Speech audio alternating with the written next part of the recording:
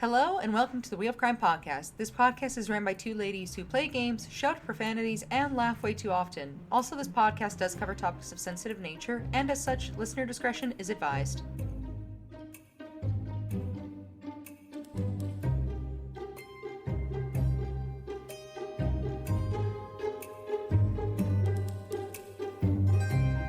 Hello, and welcome back to the Wheel of Crime podcast. My name is Jen. I'm Emily. And I was just thinking when I was doing the disclaimer this morning, I have been feeling very Albertan with how I talk recently. It's just occasionally I say certain words, and I'm like, that was like really Canadian of me. Holy shit! Like what am I doing? I mean, the way you just said "holy shit" was very Canadian. Holy shit! Holy shit!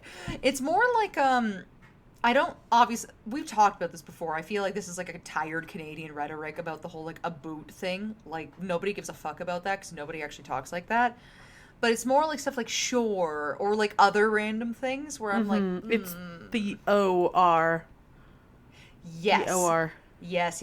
So occasionally we'll be talking, or like I said, I'll be doing things with the show, and I just hear it, and I'm like, but there it is. There she is. Your red and white is showing, Emily. You gotta take a step back. Look inwards, my friend. I'm just gonna go outside and get some stone. Some what did you just say? Some stone. Stone? Stone. Why are you going outside to get stone? My husband and I were playing Catan a couple of years ago now, and he was like, I would like to get some stone, and he kept saying it like that. I just kept roasting him. That's good. That's fun. I like that. His Canadian was definitely coming out in that moment. Oh, absolutely.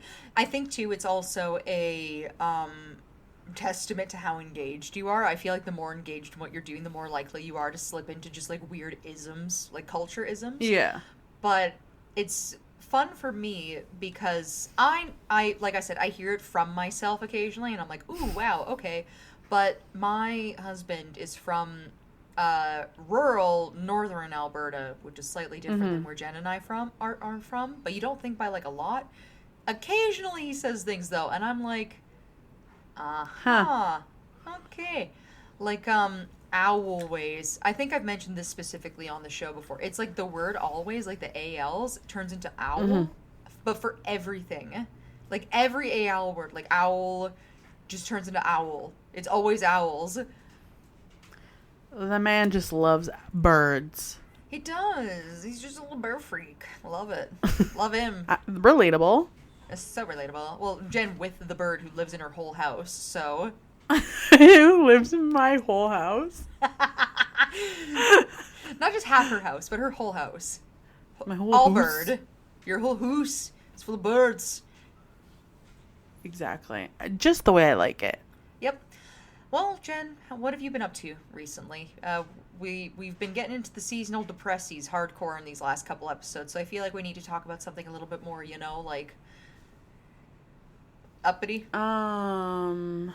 Yeah. Tell me about something you did this week that's super fun, since I'm pretty sure you're still not working, right? Nope, not till March. I didn't think so. So you're in a different boat that I'm in. Have you? What's been the highlight of your week?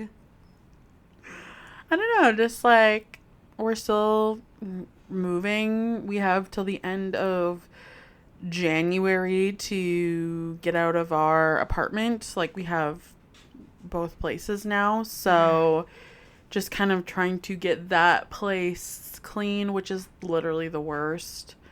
So I literally can't wait to get drunk with you at your new house. I've really been looking forward to it. I'm trying to figure out when we want to have the housewarming party, because I'm debating having it like at kind of like soonish, like at the end of January, but then I'm like, should we wait till we're a little bit more settled, maybe in like February? Right. But it's hard because I'm like excited to have a housewarming party and have everyone over. I mean, you could have a housewarming party, invite everybody over, but then just make them come earlier in the day. And the thing that people have to do is help you unpack everything and organize it, and then we get a party about it afterwards.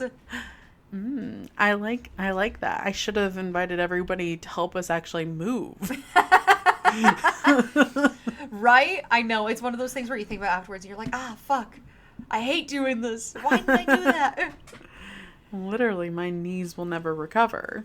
No, never. I think that just comes with the territory, though, of just being a adult woman. Is just the joints. They cry. They cry. They cry every time. That's stairs now. Like, what the fuck? I know. It's everything. It's like my pinky knuckle was feeling weird the other day, and I was like, "That's new. I don't think I like that. Don't know how that happened. Don't want to know how that happened." No. Mm-mm. Mm-mm. As for myself, I'm just, I feel like it's the same thing every week. Oh, Emily, what do you do? Oh, guess what? I work. Oh.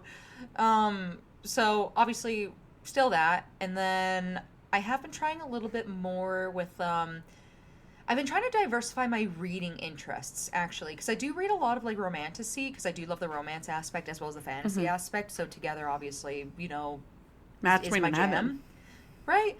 But it's kind of not getting tired, but I feel like it's just a lot of authors, at least recent publicated art, like recent publications when it comes to romantasy authors. There does seem to be a lot of just of the same plot over and over again. See, that's why my rotation is I love a good romantasy series, or it could be a standalone book, but like I do enjoy the series having multiple books. Then I move on to a memoir or some sort of nonfiction book. Then I go to a thriller, and then I go back to romantasy. See, my thing, so the one I've been doing is I do a romantasy, some kind of unhinged smut book. So whether that's like a monster fucker or like something else that's kind of like a paranormal crazy one that kind of feels like you're watching like a weird gossip show. I like to cycle between romantasy and that.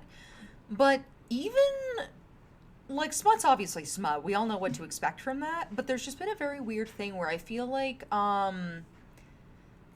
you can tell when a lot of these authors also are actively engaging and consuming the content that they're writing, because a lot of the same stuff will just circle in, like, just constantly. So, I did used to read fantasy. That's why I feel like you need another genre or, like, something very different in your rotation. Because I feel like why I like my kind of rotation is because they're all very different genres and like have different tropes. Like you're not gonna find what you find in like a memoir in a thriller, and you're not gonna find what you find in a thriller usually in your like romantasies. Oh, totally, yeah. Well, and I used to be like that. I used to be so diverse in my interests, but then I kind of just got to a point in life where I was like, oh, like I think too much during the daytime. I need these things because they are simple. And that's why, like, I used to read a lot more, say, just like straight up fantasy or like higher fantasy. So usually very world buildy, tedious stuff. But then that's what I mean. Like, I feel like if you have a busy brain during the day for whatever it is that you do, it's kind of hard to view that as being a way to unwind by like reading something that is very like detailed and you're kind of having to onboard yourself into that world. It's kind of a lot sometimes. So For sure. I actually have been trying to look more into, so my preferred genre just through all of these is definitely fantasy of some degree or supernatural or paranormal. So I'm trying to find something that's also kind of like maybe like a spooky romance or like a thriller fantasy, like a crossing of the genres like that. I think that'd be really neat, but they're kind of hard to find, or at least to find ones that I think would be interesting. So that's kind of been my like little exploration that I've been into recently. See, I feel like you would fuck with like straight up thrillers, and I feel like something but like I think I've recommended this to you before. It's called The Guest List, and it has like multiple characters, so you get multiple perspectives. Yes. It's like classic whodunit, but like in a modern way. I feel like that you would fuck with that because it does like similar things of like it is just entertainment. You don't have to think too hard. Yeah. But like I don't know. I feel like that could be a good vibe for you to just like slip in every now and then. I mean, I'm into trying it because I even used to read like more so I think in my teenage years mysteries because I do love mysteries, but then it's like I kind of like mysteries mixed in with other things too because Maybe my issue is just I don't like soul focused books. Like I like when they have like a mixture of a few different elements because then it doesn't feel like you're kind of like locking yourself into like one specific thing. But Right. I don't know. Maybe it's just a preference. Maybe I don't like reading at all. It's hard to say. I But mean, we all go through seasons of life, and yeah, sometimes things just speak to you more during those seasons than others. for real, man, for real. But I will say, just because I'm a shopaholic and I've kind of been like out of my groove for the last few months, I have recently also gone into um, researching and trying out French perfumes. I don't know I how I respect that. started, but it's been interesting. Well, I didn't realize that like this is gonna sound stupid, maybe not. I didn't realize that there is such a thing as perfume culture or how diverse it Yes. is. So that was a journey. And then the second part of the journey was realizing also that so specific types of perfumes, like French perfume, for example, um, are considered artisanal perfumes. So they're usually lines that have started like forever ago. Like their families have just always done this. And so they're kind of like inherited brands, I guess you can say, or inherited formulas or practices when it comes to perfume making, which is Right. crazy already. But then another thing too is that apparently there's also a genealogical element to the perfumes that you pick. So modern perfumes, sorry, I've been learning a lot. I'm going to tell you about this right now. So modern perfumes are meant as like a do all sort of thing. The way that they're advertised is specifically on scent profiles to kind of be like, oh, if you love the smell of roses, you will love our perfume. It is made of roses, stuff like that. So Mm-hmm. actually, and people know this already because I know that this is like a big part in why people choose the perfumes that they do. Perfume smells differently on everybody because everybody produces different types of sweat. Their body absorbs different things, produces different types of oils. There's different hormones that your body produces that will sit on your skin while other people's might not. Like, there's just so many different factors into why you smell the way that you smell that when you Right. add perfume into it, that's why perfume smells so differently on everybody. So, the genealogical aspect I'm talking about is that once upon a time, it wasn't as simple as if you like roses, here's a rose scented perfume. It has more to do with the culture that's developing it and like like ethnically or culturally speaking, what smelled best on the people from there. So the idea is that if you are wanting to dip your toes into, say, older like I said, artisanal perfume brands, you're actually supposed to look at your own genealogical record to see where your family's from in the world and try perfumes from those places because the formulas are more likely suited to your actual literal body and genetic makeup, which is interesting. The second part to this is that because it also has to do with things like hormone production, that has to do with your day to day life. How much stress do you have? If you're a man or a woman, if you are a woman, do you have any hormonal imbalance issues? Are those hereditary? Which is why it's not as simple as, oh, I'm from my grand ancestors. They're from France. I should try French perfume. That's good and fine. You'll probably find things that smell great on you, but it's more than that. It's you have to go through the trial of it to figure out. Okay, so where what is the history here? Like, where do I sit in the scale? So that's the journey I've been on. So it's been really fun. Oh my God. You've gone down the rabbit hole.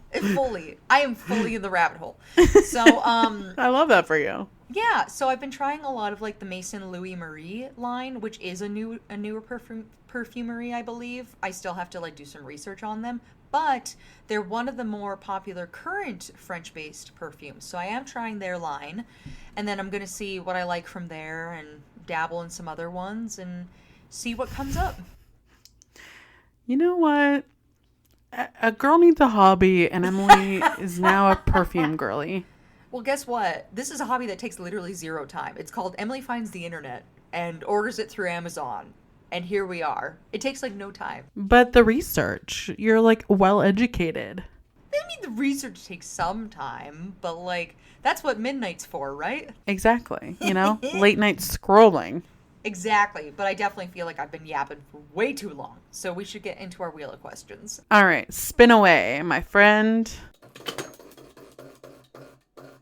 It's funny that we were talking about books because my first question for you is, would you ever publish a memoir? Weirdly enough, this is not the first time that I've actually been asked this question.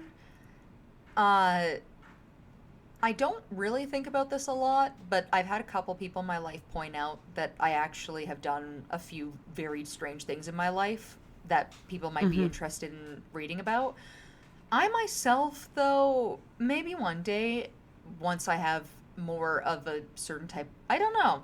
On one end, I'm like, maybe I need to have more of a certain type of accomplishment, but I also just don't find myself that interesting. I feel like to write a memoir about yourself, you need to take investments in certain aspects of yourself to want to write about them. I'm not quite there right now, but maybe one day. Yeah, that's fair. I don't think that you need to have like a certain level, like, because I read quite a lot of memoirs, and some of the ones that I find the most interesting are just regular people who, have like certain experiences. Like I like reading a lot of memoirs from sex workers just because I think that they have interesting life experience, and like it's something that I've never experienced. So I love seeing what they experience through that lens. Like I feel like it helps give me a different perspective on things that I probably never will personally experience. Oh, totally, yeah. And I think too, like having, say, like a unique life path or a unique career or some of these things is definitely something that would be interesting to write about. But that's what I mean. I feel like I just haven't gotten to that point yet where I can look at something subjectively that I have done and I'm like, I have so many things I need to say about this, you know? That's fair. What about yourself? Yeah, I don't think I'm interesting enough. I don't think I've done anything that warrants it. I mean, I would love to write a different type of book, but I don't think it would be a memoir. That's my thing. If I'm putting effort into writing something, I think I'd rather write literally anything else. I'm more of a fiction girly when it comes to that. Yeah, something that allows me to be a little bit creative instead of just like writing a report on myself. Like, I don't even want to read that. I think that memoirs are quite creative, but I understand your point. Yeah, it's just a little different, I think, but I'm glad we're on the same page. So let's spin for our next question. All right. Have you ever visited an orphanage? No. I know no orphans. I know no orphanages. How about you? I too know. I don't know. I don't think I know any orphans, or if I do, they're not vocal enough about it. So They're not wearing like a Letterman jacket that just says orphan on the back. Not a name tag. This is hi, welcome to Chili's. I'm an orphan or something. Yeah, no one's come up to me and told me their plight as life as an orphan. So Yeah, I'm kind of disappointed. That hasn't happened yet to me either. So there's always time, I guess. Maybe I'll put it in my memoir. Yeah. Oh, that would be sick. That would be sick. Oh my gosh. I don't know. For me, I know they exist. Like, I know orphanages are a thing. But I just don't know where we're from, if they are. I don't know of any. I don't know of any either. I feel like when I picture orphans, I picture like Europe. Yeah, I picture literally like, I don't know, they're working in the coal mine and going back to the orphanage, and they speak in like that very specific Yorkshire British accent. Yeah. Please, sir, may I have some more? No, Mom, I don't want more gruel. I've spent all day working in the mines. Do you have any meat? I'm just a meat chimney sweep. Mom, I already picked up a side hustle as a chimney sweep. I was already dirty. Poor kids. Poor kids. We're so mean. Poor fake orphans that we've made up just right now. That just live the Yeah, hardest they're life suffering. Haven't they suffered enough? There definitely is a connotation though to that. I'm assuming it's more of a thing potentially in other countries, but at least not where we're from, as far as I'm aware. As always, I could be wrong. But yeah, no, I have never been to an orphanage though, and I do not think I know any orphans. So I that's mean, where I'm orphans at. are definitely a thing here. Just like, I don't know that there's like a building that has like 70 beds where they're all housed. Yeah, that's kind of what I meant. I definitely probably know an orphan, and they just haven't told me it. But Well, I'm I not wonder going around to all why. the people I know being like, So are you an orphan? Yeah, two truths and a lie. But I ask the questions. Are you an orphan? Please come Yeah. forward if you are. Oh my gosh. Okay, well, let's spin for our next question. If you had to make up an alternate ego, what would your name be? Like, if you were coming up with a fake identity to like be, what would your name be? I don't know. A fake identity, an alter ego. Am I allowed? Not. Am I? Can you give me a situation in which, like, I would be needing this fake identity? Like, am I a spy? Like, it doesn't have to do with your story, but just like I need an idea of like who and why I need this fake identity. I This mean, I changes feel like everything. probably the most common thing is either a witness stage protection. name, witness protection, or you're a criminal on the run who is assuming a different identity. Yeah. I don't know. I'm gonna think about it. Do you have one in mind? I'll be... Cinnamon tits. Well, that's my stage name, but You're like, I already have that name. I need a different name. I'll be June. Junebug. When? June when? June when? Uh-huh. June when what? Yep. June I'll when be what? I'll be gingivitis. I know I keep making that joke, but it's still funny. It is still funny. We already let that pass as an answer to a different question though, not that long ago. So we need to come up with a new one. Well, okay, June when? I like Junebug. I feel like Junebug would be a really cute stage name for you. It reminds me of like Ladybird or something. Slay. So slay. See, for me, I remember for a hot minute when I was like 18, 19, people used to joke with me that your like alter ego or like your drunk persona was just your first name backwards. So then I would always tell people, I'd be like, it can't be that though, because then I'd be Yelemi. And nobody likes a Yelemi. I think Yelemi would be good for you. Yelemi makes me think of like a little green worm. But I kind of like it. Yelemi Roker. Yeah, Yelemi Roker. Let's go. That does not sound like like a potential virus that you might find on your Roku or anything, but it's fine. It's perfect. It's perfect. All right, I think. Do we have one more question? Yeah, one more. Okay.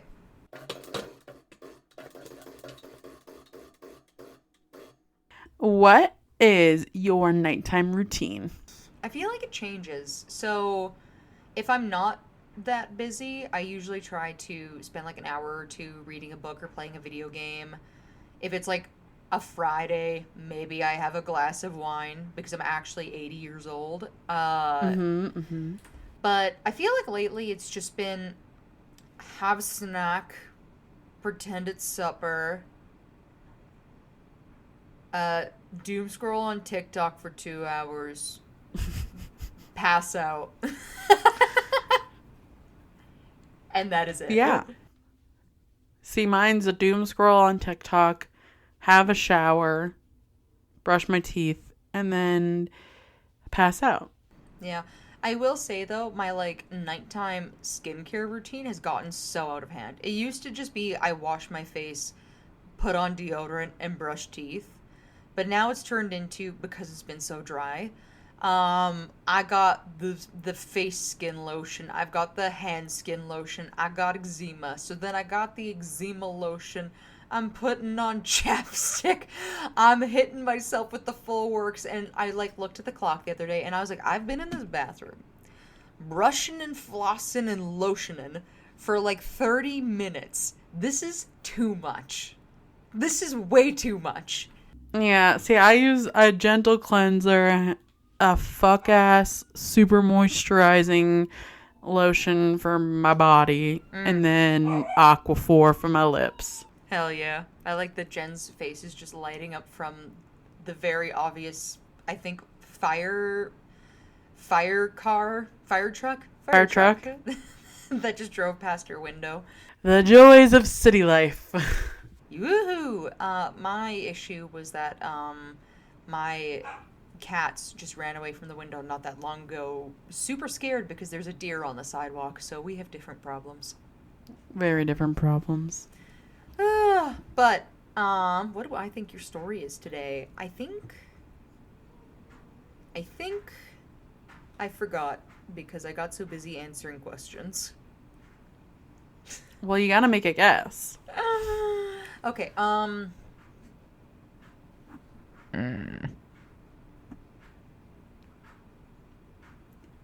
somebody is an orphan and they came up with their own alter ego.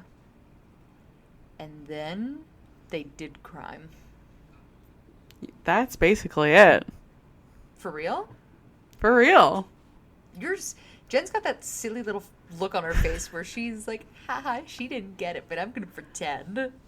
No, I feel like that's the bones of it. Okay. Alright, well, I have no idea what this is about. Not a clue. Alright, well, we're going to talk today about Charles Wayne Murray. And he was born on June 14th, 1933 in Arconne, Ohio, to a single mother named Lillian Myers, and his father was unknown.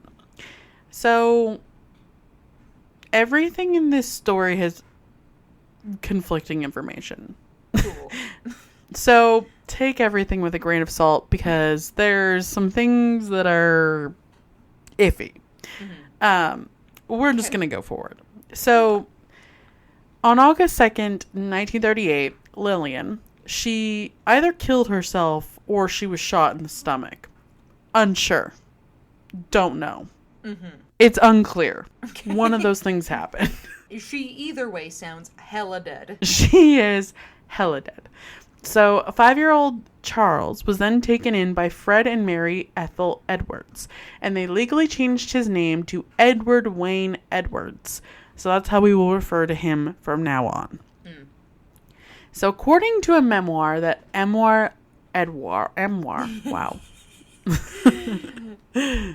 According to a memoir that Edward later published, he said, quote, in 1937, Mary Ethel Edwards, my foster mother, was told that she had multiple sclerosis.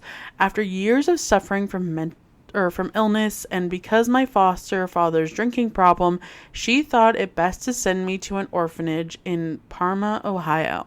The year was 1940. I was 7 years old. So, at the orphanage, Edward alleges that he was physically and emotionally abused. He said that he said this in his memoir. Mm-hmm. Quote, my outstanding memory of the Parmalat orphanage was the nun who took me in tow.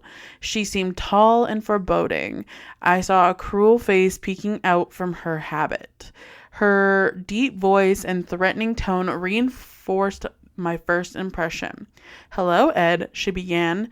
My name is Sister Agnes Marie. This is Cottage 6. While you're here in Parmalat, this will be your home. There are 39 other boys in this cottage. You will refer to them as brothers. Do you understand? I understand absolutely nothing about the setup, and apparently she cared little whether I understood or not. She was only interested in running a taut ship. Failing to say yes, ma'am, no, ma'am, or yes, sister, no, sister, invoked punishment. You had to bend over a chair and were given several cracks on the rear with a stick. Your alternative was to hold out your hands and be whacked. Sometimes you'd be cracked on the palms, other times on the knuckles. If you cried out, the punishment was extended. I learned right away that if you were unfortunate enough to be a bedwetter, you were in serious trouble. During the first weeks when I wet the bed, they gave me a tablespoon of salt every evening before bedtime, saying it would dry up my water. When this didn't work, they made me pick up all of my wet bedding in the morning, put a pair of swimming trunks, and stand under a cold shower holding my bed linen while the other children went off to breakfast. Which isn't great. No. This is sounding very much like an orphanage story. Yeah, like this is what I picture when I picture an orphanage. This is literally what I picture. Just they're American instead. Yeah. The only difference is that he's an American. Yeah. But if this was in Europe, it'd be like classic story. Oh, absolutely, yes. So after running away 37 times, he was sent in 1944 to live with his grandmother. Which also, I don't know why that wasn't the first thought. Like, why send him to an orphanage if he can literally go live with a family member? Yeah, I kind of thought that orphanages were meant for people who literally had nobody else. So did I, but apparently I know nothing. Yeah, I know nothing either. I guess what else is new, but alright. So in his memoir, he recounted one of the other crimes he'd committed. He said, "By this time, I was 13. I got a crush on a woman who lived about 2 houses up the street from me. She was a very attractive brunette divorcee about 26 years old.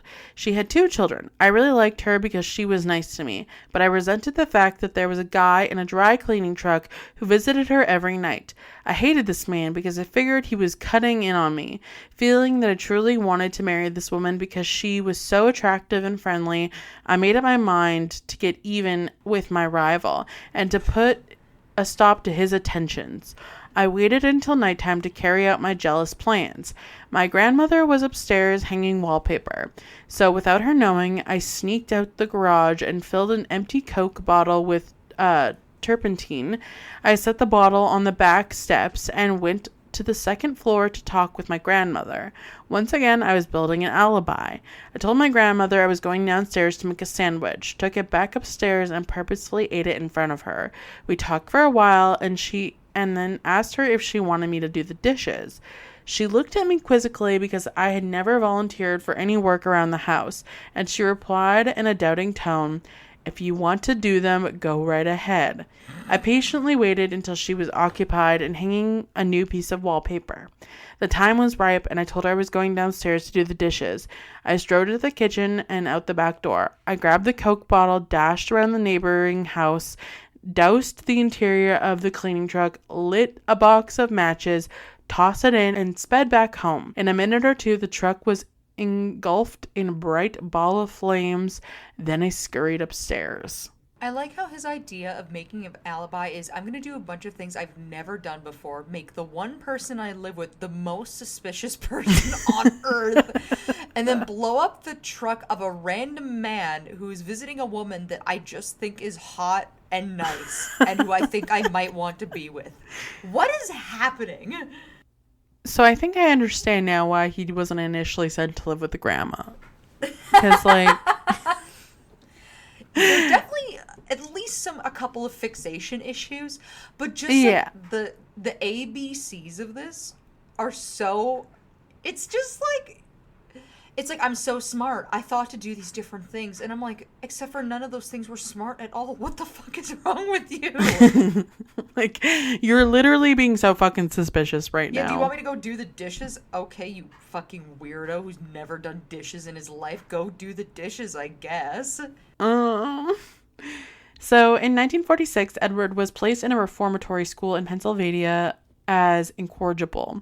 Edward was sent to reform, where he stayed for 2 years before returning to Archon and committing a string of burglaries and other crimes. As I think we could imagine, the fire was not a one-off. No, this feels like a trend. So he was eventually caught committing these crimes and sent to juvenile detention, which he later left when he decided to join the U.S. Marines. Being stationed in Camp Lejeune in Jacksonville, North Carolina, however, after finding the military life unsuitable, he went AWOL and was later arrested in Jacksonville, Florida for an unspecified crime, which allegedly led to his dishonorable discharge from the Marines. So he traveled frequently during his 20s and 30s, working as a ship docker, vacuum cleaner, retailer, handyman, amongst other random jobs that he decided to take up. Mm-hmm. Okay. So in his memoir, he said, quote, "In Jacksonville, I got a job with a private detective agency through a newspaper ad. The job presented me with great opportunities, snooping around on divorce cases. I learned all sorts of useful things." Which, honestly, I feel like maybe that's a career path I'd like. I love snooping. Oh yeah, definitely love snooping. He does seem to have a very interesting fixation though with divorced women. That's an interesting take. Mm-hmm. He does. And okay. older women in general. Yes. Unavailable women. Yes. Oh, interesting. So, along with building his resume, he was also back on his crime grind. Back on He that was bullshit. he was back on it, dabbling in many crimes, including theft and forging checks, amongst other things. And in April 1952, he stole a car and attempted to impersonate a Marine, but was arrested and sentenced to a federal reformatory in Chillicothe, but he was released and then later arrested again in Archon on burglary charges. So this man is like literally in a rotating door of being in jail and being out of jail. So like he's just... Yeah, they know his he's really first going name. through it. They know who he is. Yeah. Yeah. Like they have his dietary restrictions memorized. Oh, absolutely. They're like, oh, he's back? Okay. We know the drill. He likes butter on his toast in the morning and not marmalade. Yeah, basically. He said in his memoir, quote, "There would be no more stupid, impulsive ripoffs. I would plan every crime deliberately, patiently, and cold-bloodedly. Whether it was a forgery, burglary, or an armed robbery, I was still defiant. The world must be made to realize how smart I was. This time, I was going to make a full effort to prove my worth." Spoiler, that didn't happen. Shocking. This man has never pulled anything off in his whole fucking life. Didn't think he did. Not one time. I heard how his story went before. I have my doubts. So in 1955, he escaped from jail in Archon and drifted around the country robbing gas stations. He wrote that he never disguised himself during these crimes because he wanted to be famous. He said, quote, "Although I was not anxious to be captured, I was compelled to seek some kind of recognition.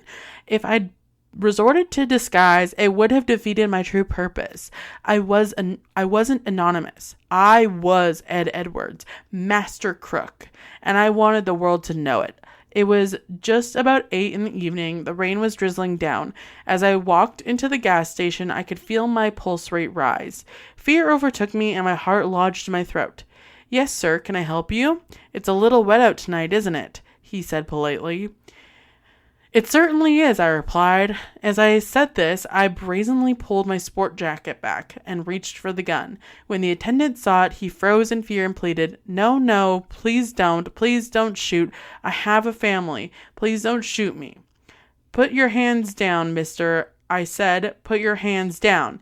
'Yes, sir, please don't shoot me.' He was too frightened to hear what I'd said. I said, 'Put your hands down.' I was petrified that someone outside would see him waving his hands around in the air. 'Yes, sir.' 'Now where's the money?' 'Right here, sir.' He punched one of the buttons on the cash register so vigorously that the drawer flew open and some coins sailed all over the room. So he's got, like, no morals. No. He's like, this is... He really just thinks a type of way about himself. I can just tell. He thinks he's so slick. Literally, though. Like, he thinks he's the smartest person ever, and that he's just so casual and, like, this master crook. Like, I don't know. It's just, it's so ballsy for, like, no reason. In 1959, he married a woman named Marlene Harmon. They renewed their vows a year later in Longview, Washington, for the benefit of Marlene's mother. And by winter of 1960, he was arrested for suspicion of impersonating a federal officer, but managed to escape the Portland jail and fled with his wife, Marlene, for a year, traveling everywhere under assumed identity. After spending several years as a fugitive, he was placed on the FBI's 10 Most Wanted list in 1961. 2 years after his initial escape from Portland, he and Marlene were caught in Atlanta, Georgia, and while incarcerated in 1963, Marlene and Edward were getting their divorce via letter. So, did not last for him. I was going to say, that was so long. Wow. Edward then married his second wife, Kay Hetterly, in 1968, and they ended up having 5 children together. And along with his new persona as a family man came his new job as a motivational speaker. In October 1972, he appeared on a television game show called To Tell the Truth, claiming to be a reformed person and denying having committed any murders. Just keep that in the back of your mind. He's like, I totally have never committed a murder. Me? Yeah. No. Not saying he did or he didn't, but just saying that people who have definitely not committed murders don't usually feel the need to say that, because that would just be the assumption, right? Just I've saying. personally never thought about telling people when I meet them, but maybe I should start. Hi, my name is blah blah blah, and I've never killed a person. The one thing you should know about me, never killed anybody. Anyways, where'd you go That to totally school? didn't happen. Yeah. So he then appeared on a second game show called What's My Line? And that same year he wrote his autobiography, The Metamorphosis of a Criminal, the true life story of Ed Edwards.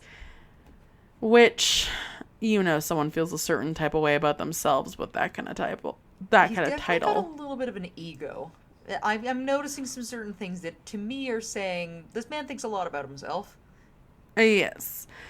Then, in 1977, the good life was over. He was done being a motivational speaker at churches and being a good family man, because he resumed his criminal activities, as he does, except for this time, he definitely did commit his first murder that we know of. The first confirmed one, I will say.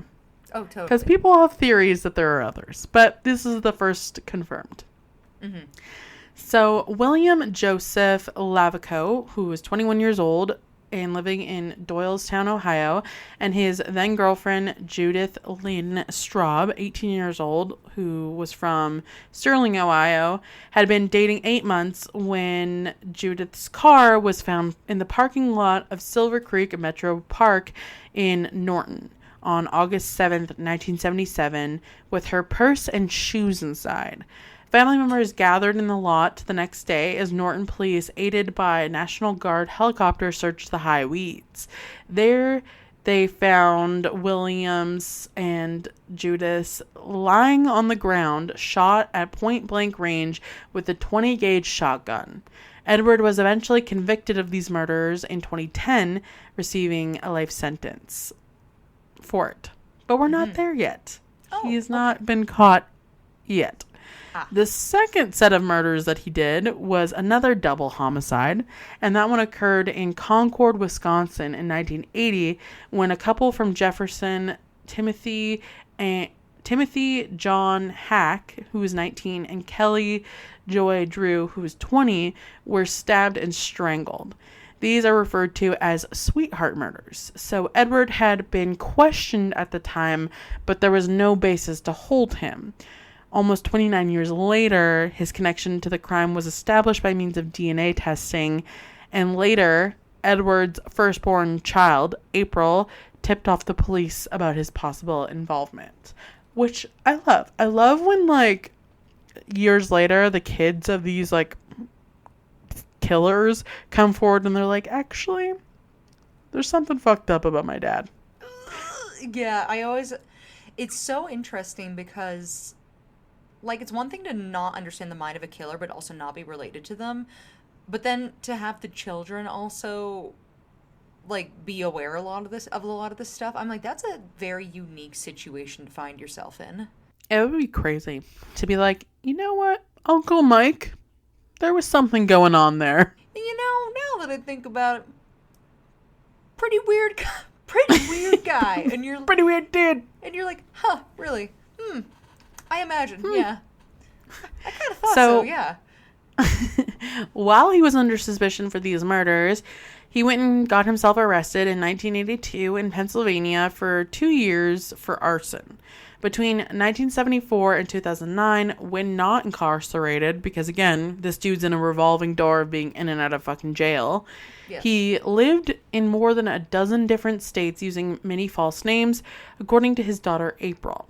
In 1993, a letter to the FBI found in his papers, Edward requested his criminal and history records for cities in 19 states, claiming that J. Edgar Hoover more or less gave me the permission to proceed.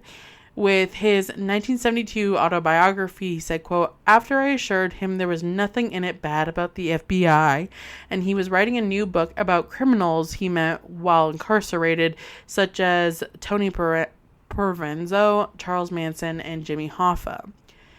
In 1996, he murdered his former foster son, 24-year-old Danny Boy Edwards, in Burton, Ohio.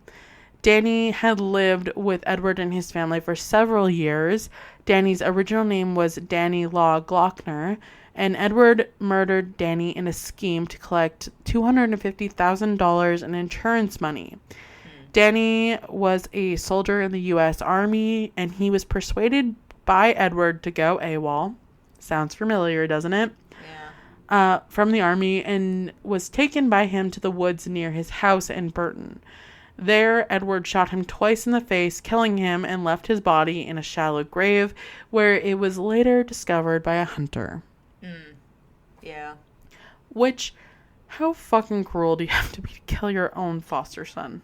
But this is somebody who clearly does not have the ability to, like, I'm not totally sure what the word is, but occasionally we come across these people who just genuinely do not have it in them to have empathy for other people. They just see, like, I can't remember which it is, like sociopathic tendencies or psychopathic tendencies, but this guy, like, thinks so highly of himself, fully has somebody who lives with him and his family as, like, an adopted child that he shoots in the face twice. Like, that is somebody who definitely does not, I would say, have a healthy semblance of human connection, I would say.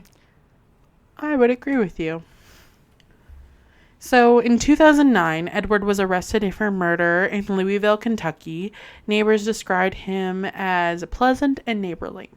In 2010, he pled guilty to the murders of Billy Lavico and Judith Straub in Norton, Ohio, and Tim Hack and Kelly Drew in Concord, Wisconsin.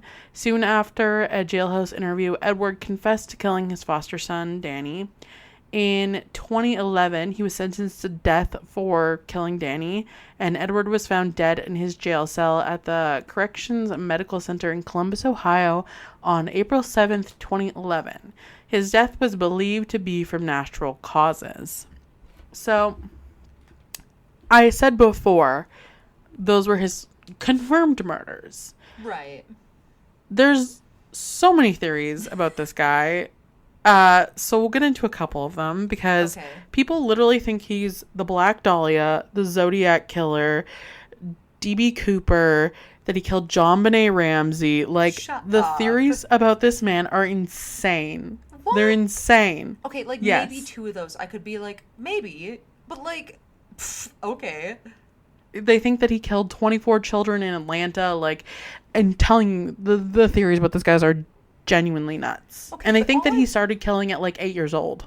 Literally, the only things that we know for sure about this guy right now is that his ego is humongous, and that he doesn't give a fuck about people, and that he loves to kill people. Like, those are the only things that we actually know.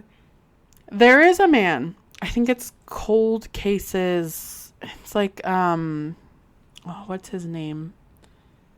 Cameron's Cold Cases. It's like a blog that this man has. And it is, when I tell you, literally like 30 to 60 pages detailing a very detailed timeline of like records of like homicides going up in certain areas that this man lives and like why they think he's a Zodiac Killer and comparing his handwriting and like weird. It goes fucking hard, dude. So if you have like 6 hours of your night to look at that, It's crazy. Hey, listen, I got midnight till 6 a.m. Let's go. There are several alleged murders that people think he may have committed. So according to Phil Stanton in his book, The Peyton Allen Files, Edward may have been responsible for the murders of Beverly Allen and Larry Peyton in Portland, Oregon in 1960. 2 men were arrested and imprisoned for these murders, but released from prison early. Authorities maintain that the correct persons were prosecuted. In March 2017, Detective Chad Garcia and the Jefferson County Sheriff's Office, who was in charge of the Sweetheart Murders case, described how murders of Hack and Drew were solved following a tip from Edward's daughter, April. The sheriff said that he was pretty confident there were at least 5 to 7 more murders that Edward committed and, quote, who knows beyond that. He gave a list of 15 confirmed and suspected victims, adding that he was less sure that Edward was involved in the Zodiac killings. Retired homicide detective John Cameron speculated that Edward was responsible for several high-profile cases, including the Zodiac killings in the Bay Area of California and the murder of John Benet Ramsey. However, his claims have proven very controversial. Yeah. So, a former police detective and cold case investigator, J.A. Cameron, published a true crime book, It's Me, Edward Wayne Edwards, the Serial Killer You've Never Heard Of, in 2014, claiming that along with other murders Edward hadn't confessed to, that Edward was the Zodiac Killer. The book and Cameron's claims were met with, quote, universal disdain, especially from law enforcement. Mm-hmm. In 2017, A&E broadcast a Cold Case Files episode describing the murders of Tim Hack and Kelly Drew. The name of the episode is Sweethearts Silenced. In 2018, Investigation Discovery broadcast the People magazine investigates episode titled My Father the Serial Killer, which tells the story of how Edward's daughter, April, realized that her father had committed the so-called sweetheart murders and tipped off authorities, leading to his arrest and conviction. The daughter told People that Edward had a dark side, verbally, and physically abusing her mother, Kay, and making the children watch videos about the Zodiac Killer while screaming, quote, "That's not how it happened." Which is fucking weird. That is a very weird thing. But also, this is just like a side note, I've often wondered with like some of these more like notorious murders if there also weren't like a few copycats running around the same time doing a lot of this stuff. You know what I mean? Yeah, like maybe one of his murders that he did commit got mistaken for a Zodiac killing. Exactly. Yeah, like stuff like that. I think that's very possible. In the episode, she affirmed that she thought her father was the Zodiac Killer. In April 2018, A&E aired a 6-part series called It Was Him, The Many Murders of Ed Edwards.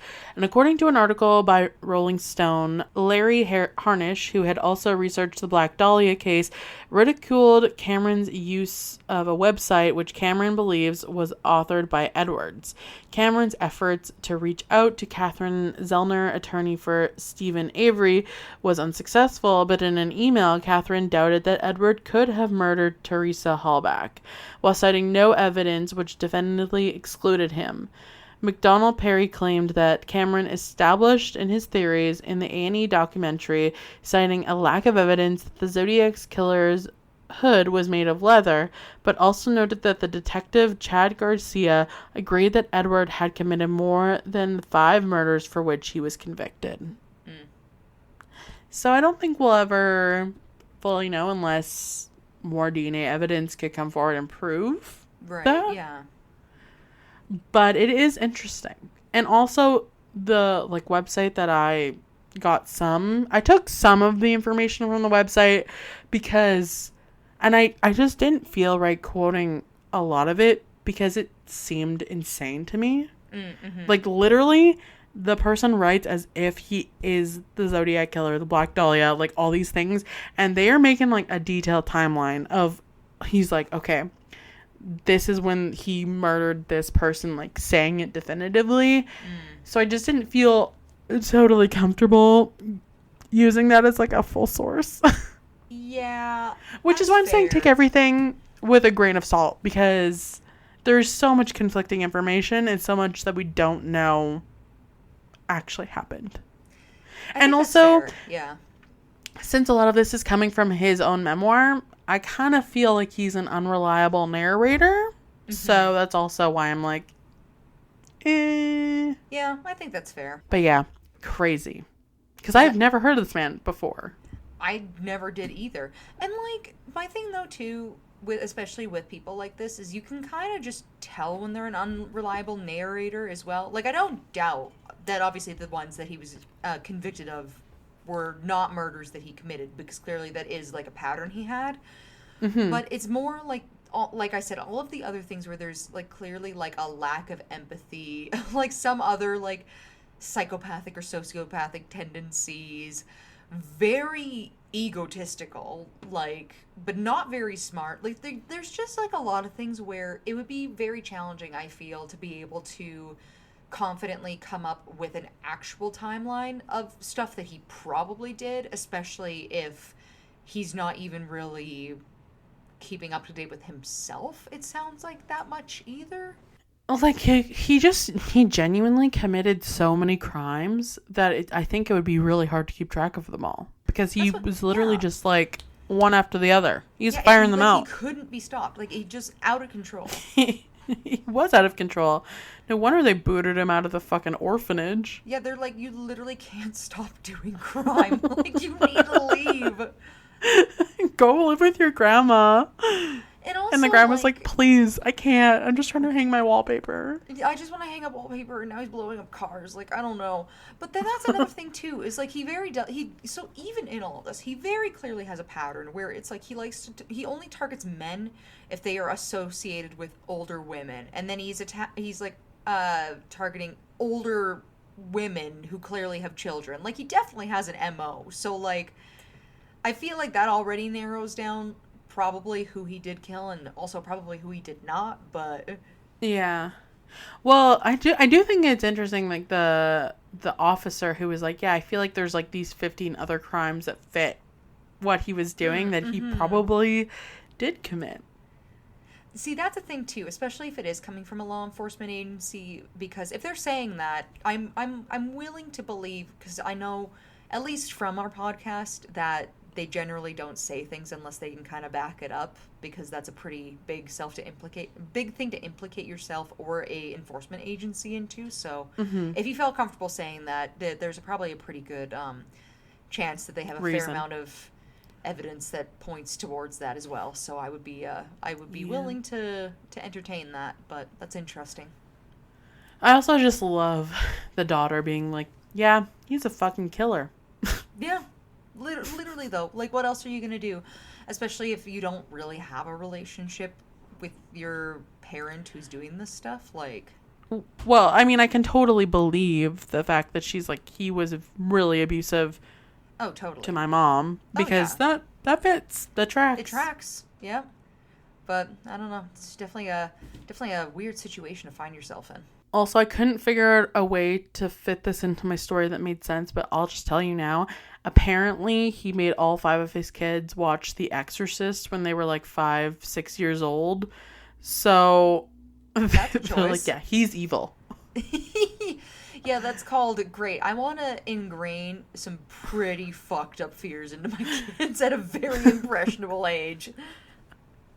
Like, that's terrifying. The Exorcist scared the shit out of me when I was like a teenager watching it. I can't imagine seeing that at like Dude, 6. I watched it with you and John when we were like in our 20s, and it scared the shit out of me. Like, I can't imagine being 6. I was horrified, like scared, like timber shiver, couldn't sleep over the Ghost of Christmas Future from the Muppets Christmas my- Carol. I can't even Yeah. imagine watching The Exorcist. Oh, God. Yeah. But that's my tale for you today. The tale of Mr. Ed Edwards. Right on. I'm still confused, but that's okay. I feel like that is the story today, is that we're all Yeah. confused. But if you Yeah. liked today's episode, you can leave us a review on wherever you're listening to our podcast. 5 stars is always appreciated. We have our website, which is www.wheelofcrime.com, if you want to check us out on there. We have our Patreon, which is Wheel of Crime at Patreon. We have our email, which is wheelofcrime@gmail.com. And we have our social media, which is on Facebook, Instagram, X, and TikTok, all at Wheel of Crime. We do also keep the Google form up if you would like to write into the show a listener story. Let's say you listen to the show and you were like, I have a relative who's a crook or an orphan. You can write Would in. love to hear about your orphan relative. We would love to. Mostly because I would be confused. But also, it could make it into our listener stories episode that we will be featuring for Valentine's Day. So that is coming up soon. If you would like to be a part of our listeners episode, please submit and secure your place with us. That would be awesome. Yes, and that's it. That's all. We'll see you next week for another new episode. Okay, bye. Bye.